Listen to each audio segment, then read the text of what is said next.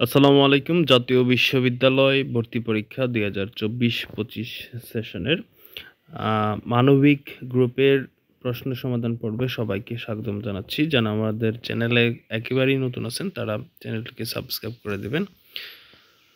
কমলবন শব্দের অর্থ হলো পদ্মবন।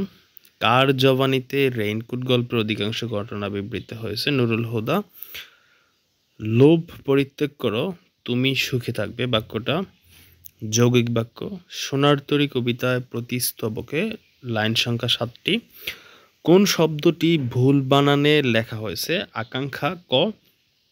18 বছর বয়স কি জানে? রক্তদানের পুণ্য। বুক পোস্ট এর বাংলা পারিভাষিক শব্দ হলো খোলা ডাক। আমার এগর ভাঙ্গিয়াছে যেবা, আমি বাঁধি তার ঘর। আচ্ছা, এটা হলো সঠিক উত্তর। সর্বং সহা মনোভাব। সত্যবিধি অনুসারে কোন বানানটি সঠিক? ক। আকর্ষণ। মসজিদে মহাব্বতনগর গ্রামে প্রবেশটা কেমন ছিল মজিদের? সেটা হলো নাটকীয়।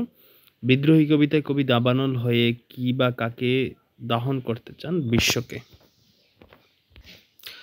12 মানসী সোনার তরী বলাকা উশেষ লেখা কাব্যগুলো কোন কবির রচনা? রবীন্দ্রনাথ ঠাকুর। কোনটি শুদ্ধ বাক্য? সেটা হলো ছেলেটি অত্যন্ত মেধাবী। 14 সিরাজের পতন কে না চায়? সংলাপটি হলো ঘসিটি বেগমের। 14। আর 15 হচ্ছে রাজা উজির মারা অর্থ কি? বড় বড় কথা বলা। 16 সুকান্ত ভট্টাচার্য। 17 হচ্ছে অপরিচিতা। 18 পল্লী সমাজ হনন করতে ইচ্ছুক এক কথায় হব জিগাংশু। 20 হচ্ছে 21 কৃষ্ণচূড়া আমাদের চেতনায় রং। এটা হলো শামসুর রহমানের। আমরা এখন চলে যাব পরবর্তী সমাধানে।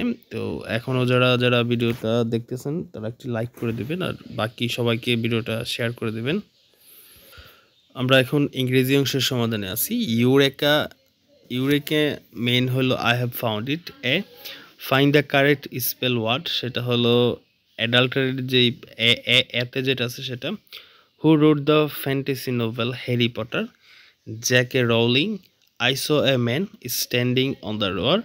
Cut your coat according to your cloth is a proverb that implies you should spend within your incomes. 6 হচ্ছে simple sentence. she speak well. 7 synonym স্কিলের সিনোনিম হলো ক্রাফটম্যানশিপ। 8 হলো গ্রোন আপ। 9 হলো ফর। 10 হচ্ছে সনেট। 11 এনাফ। 12 হচ্ছে to remain come.